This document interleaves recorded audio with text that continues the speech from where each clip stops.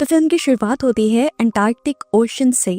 सर्दियों के मौसम में एक बहुत बड़ा शिप जमे हुए समुद्र के अंदर फंस चुका था। कैप्टन हर मुमकिन कोशिश कर रहे थे कि वो इस जहाज को और अपने सभी के सभी पैसेंजर्स को सेफली इस इलाके से निकाल दें, लेकिन ठंड बढ़ती ही जा रही थी और यहाँ जिंदा रहना पॉसिबल नहीं रहा था। तकरीबन ऐसे ही बर्फानी तूफानी रात में इन्हें किसी आदमी के चिल्लाने की आवाज आती है। वो मदद के लिए चिल्ला रहा था। कैप्टन अपने कुछ साथियों के साथ उसकी मदद के लिए यहाँ पहुंचे तो उस आदमी ने कहा, प्लीज या तो मुझे यहाँ से ले जाओ या मुझे मार दो, मुझे तड़पने के लिए यहाँ मत छोड़ना। उसकी हालत पर रहम खाते हुए कैप्टन उसे अपनी शिप के अंदर ले आते हैं, पर ऐसा करते ही इस शिप के पास एक मॉन्स्टर आ गया जो असल में उस आदमी के पीछे पड़ा था और उसी से बचने के लिए मदद मांग रहा था। इस टाइम बस इस मॉन्स्टर के भयानक हाथ और लंबा कद दिखाया जाता है और आते ही ये मॉन्स्टर इस शिप के लोगों पर हमला करना शुरू कर देता है। सभी उससे लड़ते हैं पर कोई जीत नहीं पाता।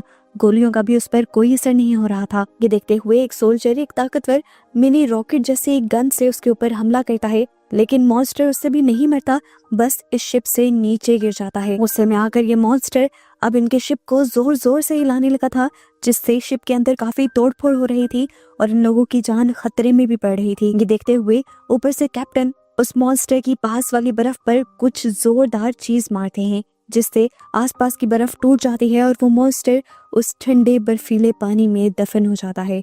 इन लोगों को लगा कि वो मॉन्स्टर अब मर गया होगा, पर ऐसा नहीं था। खैर अब सुबह भी हो जाती है और कैप्टन उसी आदमी के पास आते हैं जिसकी रात उन्होंने मदद की थी और वो पूछते हैं कि आखिर ये मॉन्स्टर तुम्हारे पीछे कैसे पड़ा था। ये सवाल सुनते ही वो आदमी अपनी कहानी सुनाने लगता है और ऐसे सीन्स पास्ट में चले जाते हैं। हम उस आदमी विक्टर का बचपन देखते हैं जिस टाइम वो 12 साल का था। विक्टर एक बहुत बड़े साइंटिस्ट का बेटा था और वो चाहते थे कि विक्टर भी एक साइंटिस्ट बने, एक बहुत ही अच्छा डॉक्टर बने। साथ ही साथ अपनी और अपने डैड की बहुत मेहनतों के बाद विक्टर साइंटिस्ट बन भी गया और वो भी बहुत छोटी उम्र में। लेकिन उनकी साइंस का कोई फायदा ही नहीं हुआ जब विक्टर ने देखा कि वो अपनी मॉम को नहीं बचा पाया। वो अपने डैड पर गुस्सा हुआ कि क्या फायदा है इस साइंस का, जिसकी वजह से हम अपनी माँ को नहीं बचा पाए। उसके डैड उसे समझाते हैं कि किसी इंसान को जिंदा करना हमारे बस में नहीं है और यहाँ से विक्टर की लाइफ का एक नया सफर शुरू हो जाता है।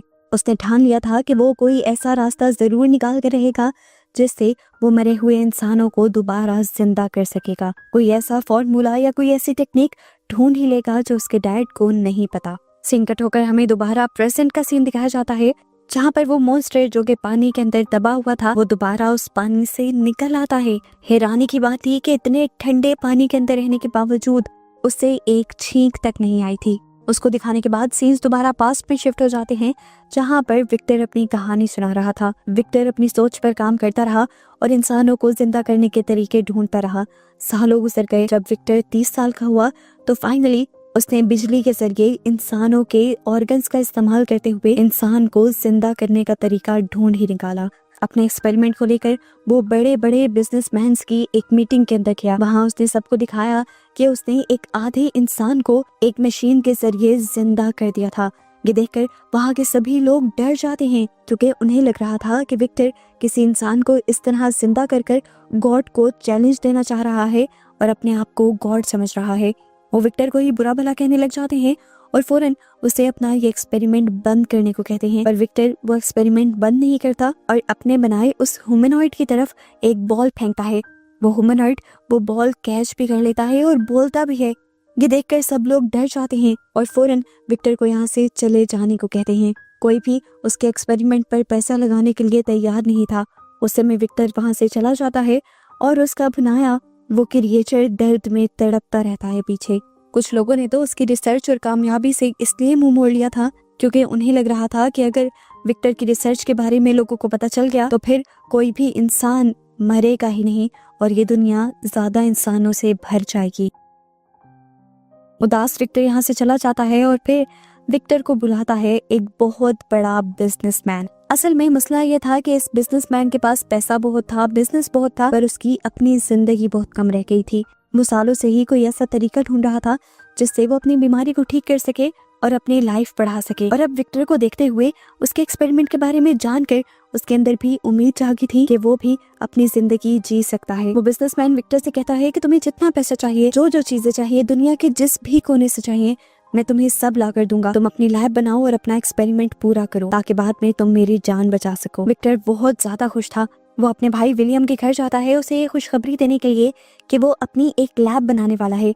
उसका भाई भी उसकी इस कामयाबी पर खुश होता है और यहीं पर विक्टर की मुलाकात होती है एलिजाबेथ से, विलियम की वाइफ से, जो विक्टर को समझाती है कि साइंस और गॉड के दरमियान में एक लाइन है, तुम साइंस के जरिए बस अपने एक्सपेरिमेंट पूरे करना, कभी भी अपने आप को गॉड मत समझ लेना। खैर विक्टर अब बहुत दूर एक ऐसी जगह पर चला जाता है जहाँ पर कोई भी उसके एक्सपेरिमेंट के बारे में जान न पाता। इस हवेली को वो आहिस्ता आहिस्ता से अपनी लैब में बदल देता है और चांदी के 2 बड़े बड़े एंटीनास भी मंगवाता है। वो जानता था कि उसे एक पूरे इंसान को जिंदा करने के लिए बहुत ज्यादा बिजली की जरूरत पड़ेगी और इतनी बिजली इस टाइम पर कोई बना नहीं सकता था, और पूरे इंसान को जिंदा करने के लिए उसने आसमानी बिजली के इस्तेमाल का सोचा था। और ये चांदी के एंटीनास आसमानी बिजली को इकट्ठा करके उसके एक्सपेरिमेंट को ही पूरा करते और उसके बनाए इंसान को जिंदा कर देते। विलियम, उसकी वाइफ एलिजाबेथ, जो कि उस बड़े बिजनेसमैन की भतीजी थी, वो भी विक्टर का साथ देते थे। उन्होंने ही मिलकर विक्टर के साथ ये लैब कंप्लीट करवाई थी। लैब के बनने के बाद विक्टर ने काफी एक्सपेरिमेंट किए पूरे इंसान को जिंदा करने के, पर वो एक्सपेरिमेंट्स में कामयाब नहीं हो पाया। तब एलिजाबेथ ने उससे कहा, ऐसे नहीं, तुम बिल्कुल शुरू से शुरू करो, अपने ऊपर गौर करो, जैसे तुम हो वैसा ही उसे बनाओ। विक्टर एलिजाबेथ की बात समझ गया और उसने अपना एक्सपेरिमेंट नए सिरे से शुरू किया। उसने अपनी बॉडी के मूवमेंट्स पर ध्यान दी और अपने बनाए ह्यूमनॉइड को मूव करने के लिए उसने स्केलेटन और मसल्स को कुछ तारों से जोड़ा, जिसकी वजह से वो अपने हाथ पांव हिला सकता था, चल सकता था। उसने अपने क्रिएचर के पूरे जिस्म में तारे बिछा दी। उसका स्ट्रक्चर पूरा करने के बाद अब विक्टर को जरूरत थी उसके अंदर सारे ऑर्गन्स लगाने की। अब वो विक्टर कहाँ से अरेंज करता? उन्हीं दिनों जंग भी चल रही थी। वो जंग के मैदान से बहुत सारी डेड बॉडीज उठा कर लाया और उन्हीं डेड बॉडीज के ऑर्गन्स निकालते हुए उसने बिल्कुल उसी तरह अपने ह्यूमनॉइड के अंदर वो ऑर्गन्स लगा दिए जैसे एक इंसान के अंदर लगे होते हैं। इस ह्यूमनॉइड को बनाने का प्रोसेस बहुत ही ज्यादा भयानक था। विक्टर ने एक एक डेड बॉडी काटी थी सही ऑर्गन्स ढूंढने के लिए। इस ह्यूमनॉइड के अंदर उसने किसी की आंख तो किसी का नाक लगाया था। आखिर जब वो अपनी तरफ से इस पूरी बॉडी को पूरा कर लेता है तो वो इसका नाम फ्रैंकेनस्टाइन रखता है। इस बॉडी के दिल को वो एक पावर मशीन के साथ जोड़ देता है जो बिजली के जरिए उसके दिल को जिंदा कर देती। बॉडी बनाने के बाद उसे बस इंतजार था तो बस एक गरज चमक के साथ तूफान का, जब आसमानी बिजली उसके चांदी के एंटीनास पर गिरती और वो एंटीनास इस ह्यूमनॉइड को जिंदा कर देते। उसने इस ह्यूमनॉइड का नाम फ्रैंकेनस्टाइन रखा था। एक दिन ऐसे ही तूफान आ भी जाता है। विक्टर को लगता है कि आज उसका एक्सपेरिमेंट पूरा हो जाएगा और उसी दिन वो बिजनेसमैन जिसने ये पूरा एक्सपेरिमेंट करवाया था वो भी विक्टर के पास आ जाता है। विक्टर उससे पूछता है, देखो आज एक्सपेरिमेंट पूरा हो जाएगा, तुम मुझसे क्या चाहते हो? वो आदमी कहता है, मैं और क्या चाहूंगा, मैं बस यही चाहता हूँ कि जब मैं मर जाऊं तो तुम मुझे भी इस बॉडी की तरह ही जिंदा कर देना, और अगर तो मुझे जिंदा नहीं कर सकते तो मेरा दिल और दिमाग इस बॉडी में डाल देना। ये सुनकर विक्टर कहता है, नहीं, मैं अपनी बॉडी के साथ और छेड़छाड़ नहीं करूंगा। ये सुनकर उस बिजनेसमैन को गुस्सा आ जाता है और उन दोनों के दरमियान में लड़ाई हो जाती है।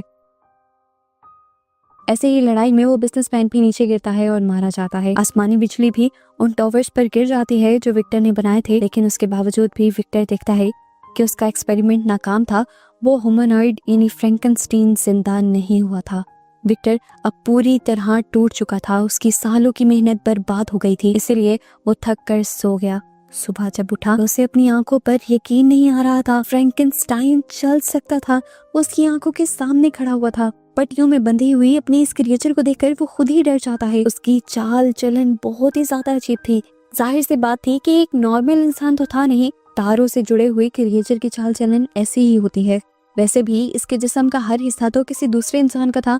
छोटे छोटे टुकड़ों में बटा हुआ ये क्रिएचर काफी भयानक दिख रहा था। विक्टर को खुद भी फ्रैंकेनस्टाइन से काफी डर लगता था, इसीलिए उसने फ्रैंकेनस्टाइन को एक खुफिया कमरे में बंद कर दिया। विक्टर ने नोटिस किया था कि इस बड़ी सी क्रिएचर का दिमाग बिल्कुल एक पैदा हुए बच्चे के बराबर है। विक्टर अब उसे बोलना सिखाता है और सबसे पहले उसे नाम देता है अपने ही नाम पर और उसके सामने बोलता है, आई एम विक्टर। और फ्रैंकेनस्टाइन भी बिल्कुल उसी अंदाज में पर अपनी भयानक आवाज में बोलता है, आई एम विक्टर। हर गुजरते दिन के साथ विक्टर उसे आम इंसानों वाली लाइफ सिखाने की कोशिश करता रहा, लेकिन विक्टर एक बात भूल गया कि दिमागी तौर पर फ्रैंकेनस्टाइन एक बच्चा है और उसे एक बच्चे की तरह ट्रीट करना होगा। कुछ दिन गुजरते हैं। विलियम अपनी वाइफ एलिजाबेथ के साथ विक्टर से मिलने के लिए आते हैं। और उसके आने पर विक्टर घबरा जाता है क्योंकि विक्टर एलिजाबेथ के अंकल को मार चुका था। विक्टर अभी एलिजाबेथ से मिलता नहीं तो एलिजाबेथ को तहखाने से कुछ आवाजें आती हैं। वहाँ जब वो जाती है तो उसका सामना हो जाता है फ्रैंकनस्टीन से। वो उसे देखकर बहुत ज्यादा हैरान थी और विक्टर की कामयाबी पर खुश भी थी। फ्रैंकनस्टीन को देखकर वो कहती है, तुम तो बहुत बड़े हो। और यहाँ फ्रैंकनस्टीन उससे उसका नाम पूछता है और एलिजाबेथ उसे अपना नाम बताती है। एलिजाबेथ भी अब फ्रैंकनस्टीन को चीजें सिखाने की कोशिश करती है। वो उसे 3 नाम बताती है, पानी, हवा और आग। विक्टर जब ये नोटिस करता है कि फ्रैंकनस्टीन उसकी सिखाई बातें नहीं समझ रहा बल्कि एलिजाबेथ की सिखाई बातें समझ रहा है क्योंकि वो बच्चों के लेवल पर आकर उसे समझा रही है, तो उसे थोड़ी सी जेलसी फील होने लगती है। इसी गुस्से में वो अपने भाई विलियम के पास जाता है और उसे कहता है, तुम फौरन एलिजाबेथ को यहाँ से ले जाओ। जो क्रिएचर मैंने बनाया है वो बहुत खतरनाक है। उसी ने एलिजाबेथ के अंकल को भी मार दिया है। वो विलियम को एलिजाबेथ के अंकल की लाश भी दिखाता है और कहता है कि अगर तुम्हें अपनी और अपनी वाइफ की जान प्यारी है तो आज ही यहाँ से चले जाओ और मैं अपनी इस क्रिएचर को भी खत्म कर दूंगा। विलियम भी विक्टर की बात मानते हुए एलिजाबेथ को लेकर यहाँ से बाहर निकल जाता है और उनके निकलते ही विक्टर भी इस पूरे महल के अंदर पेट्रोल डालकर आग लगा देता है, जिसकी वजह से ये पूरा महल ब्लास्ट हो जाता है और विक्टर भी उड़कर बाहर निकलता है। उसकी टांग इतनी बुरे तरीके से जख्मी हुई थी कि पूरी की पूरी टूट गई थी और बस कुछ वेन्स के साथ ही बामुश्किल वो अपनी बॉडी के पिछले हिस्से से जुड़ी हुई थी। विक्टर की हालत देखते हुए विलियम परेशान हो जाता है और उसे भी अपने और एलिजाबेथ के साथ लेकर शहर चला जाता है।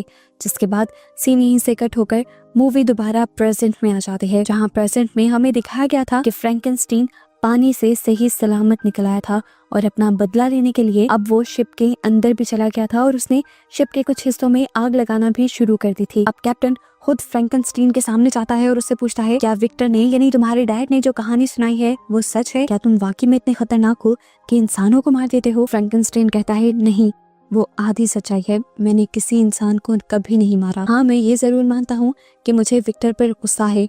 मैं उससे बदला लेना चाहता हूँ उस चीज का जो उसने मेरे साथ किया। उसने मुझे चलते हुए महल में छोड़ दिया था। मैंने बहुत मुश्किल से अपनी जान बचाई और बेसमेंट के रास्ते से होता हुआ मैं बाहर निकल आया। वो रास्ता जंगलों में निकलता था। मैं जंगलों में कई सालों तक भटकता रहा। वो कहता है कि विक्टर ने तो कभी इस बात का भी ख्याल नहीं किया कि मैं एक बच्चा था दिमागी तौर पर। मैं उस दुनिया में कैसे जीता। मैंने मुश्किलें सही। जानवर तक मुझे देखकर डर कर भाग जाया करते थे।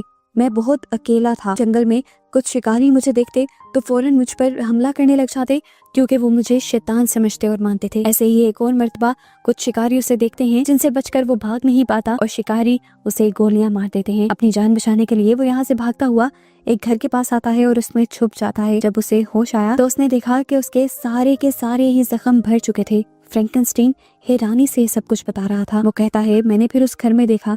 उस घर में काफी सारे लोग रहते थे प्यार से। मुझे भी एहसास हुआ कि मेरी भी ऐसी ही एक फैमिली होनी चाहिए, ऐसे ही लोग होने चाहिए जिनके साथ मैं बात कर सकूं। फ्रैंकनस्टाइन देखता था कि एक ओल्ड मैन अपनी ग्रैंड डॉटर को कुछ पढ़ाया करता था। छुपकर वो सारी बातें समझता, उनकी लैंग्वेज को सुनता, वो सीखता और उनके बिहेवियर को नोट करता था। फ्रैंकनस्टाइन के दिल में भी ये उमंग जागती है कि वो भी इस फैमिली का हिस्सा बन जाए।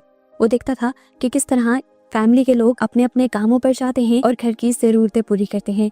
उसने भी लोगों की मदद करने के लिए घर की जरूरतें पूरी करने का फैसला किया। कभी वो जंगल से ढेर सारी लकड़ियों के बंडल तोड़कर लाकर इनके पास रख देता था, कभी वो हिरन का शिकार करके इन्हें ला देता था। ये फैमिली हैरान तो होती है कि आखिर इनकी मदद कौन कर रहा है। तब ग्रैंडपा ये कहकर टाल देते हैं कि हो सकता है कि गॉड हमारी मदद कर रही हूँ।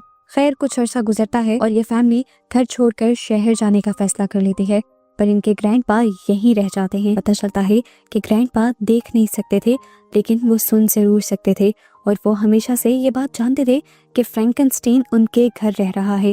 वो फ्रैंकनस्टीन को एक इंसान ही समझते थे और वो ये भी जानते थे कि हमेशा से फ्रैंकनस्टीन ही उनकी मदद किया करता था। उनकी फैमिली के जाने के बाद फ्रैंकनस्टीन उनके सामने आ जाते हैं और ओल्ड मैन उसे अपने फैमिली मेंबर के तौर पर एक्सेप्ट कर लेते हैं। वो जितना अरसा फ्रैंकनस्टाइन के साथ रहते हैं, फ्रैंकनस्टाइन को इंसानों की तरह जीना सिखाते हैं, उसे पढ़ना सिखाते हैं और इंसानों वाले सभी काम करना सिखाते हैं। एक दिन फ्रैंकनस्टीन सब कुछ सीख जाता है और ग्रैंडपा उससे बात कर रहे होते हैं। वो उससे पूछते हैं कि तुम कहाँ से आए हो। फ्रैंकनस्टीन ये सवाल सुनकर चौंक जाता है क्योंकि इसका जवाब तो उसके पास भी नहीं था। ग्रैंडपा उसे समझाते हैं, तुम्हें कुछ तो याद होगा ना कि तुम आखिरी बार कहाँ पर थे। फ्रैंकनस्टीन कहता है, हाँ, जहाँ से मैं आया था मुझे वो जगह याद है, मैं वहाँ पर जा सकता हूँ। ग्रैंडपा उसे समझाते हैं, तुम वहाँ पर जाओ, तुम्हें अपनी लाइफ के बारे में पता चलेगा। उनकी बात मानते हुए फ्रैंकनस्टीन उसी लैब के पास आ जाता है जहाँ पर विक्टर ने उसे बनाया था। यहाँ पर उसे विक्टर के एक्सपेरिमेंट के बारे में पता चलता है और ये जानकर उसे हैरानी होती है कि वो पैदा नहीं हुआ था बल्कि बनाया गया था।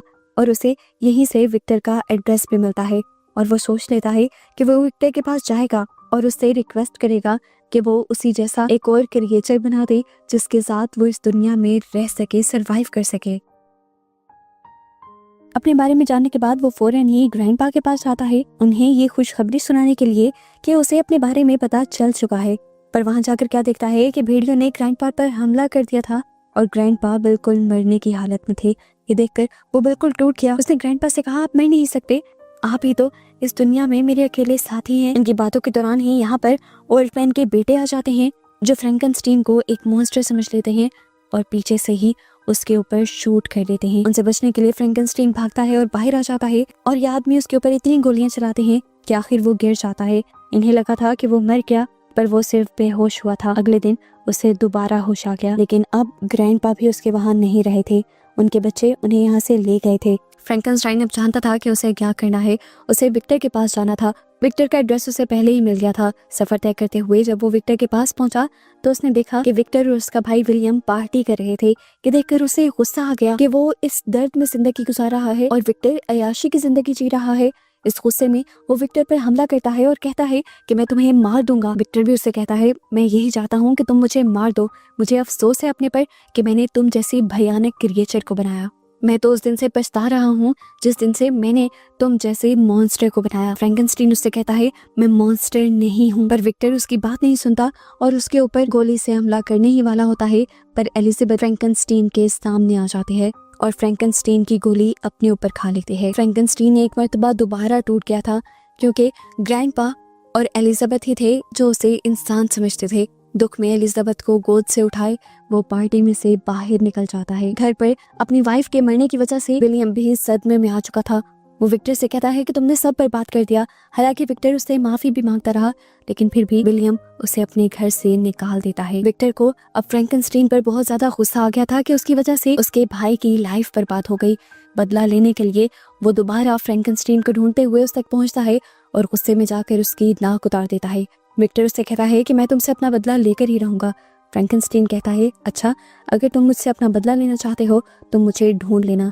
ये कहकर वो वहां से चला जाता है और ऐसे ही सालों गुजर जाते हैं। काफी सालों तक विक्टर भी फ्रैंकनस्टीन का पीछा करता रहा, कई ऐसी चीजें लेकर जिससे वो फ्रैंकनस्टीन को मार सकता था। एक दिन फ्रैंकनस्टीन खुद उसके सामने आ गया और उसने कहा, आखिर क्या है तुम्हारे पास मुझे मारने के लिए?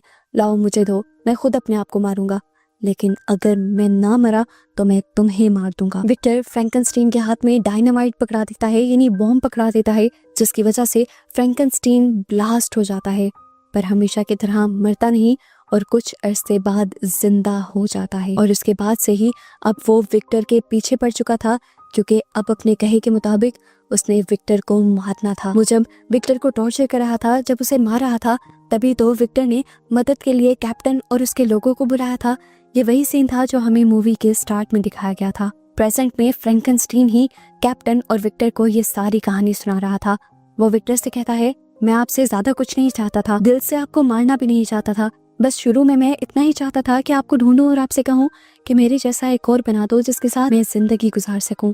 उसकी ये बात सुनकर विक्टर की आंखों से आंसू आ जाते हैं और वो फ्रैंकनस्टीन से माफी मांगता है कि मैंने तुम पर एतबार नहीं किया जिसे मैंने खुद बनाया था।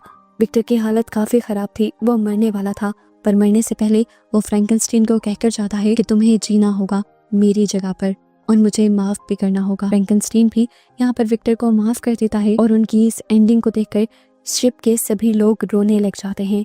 आखिर फ्रैंकनस्टीन शिप से उतर जाता है और उनकी इस शिप को इस बर्फानी तोदे से आजाद करवाते हुए समुंदर में भी भेज देता है। सभी लोग इस तरह आजाद हो जाते हैं सिर्फ और सिर्फ फ्रैंकनस्टीन की वजह से। आते हुए सभी फ्रैंकनस्टीन की तरफ हाथ हिलाते हैं। फ्रैंकनस्टीन इंसानों को एक और मर्तबा अपने से दूर जाता देखते हुए दुखी था, पर अब उसने ठान ली थी कि वो ये जिंदगी अकेले ही गुजारेगा और इस तरह उसे दिखाते हुए ही ये मूवी यहाँ खत्म हो जाती है।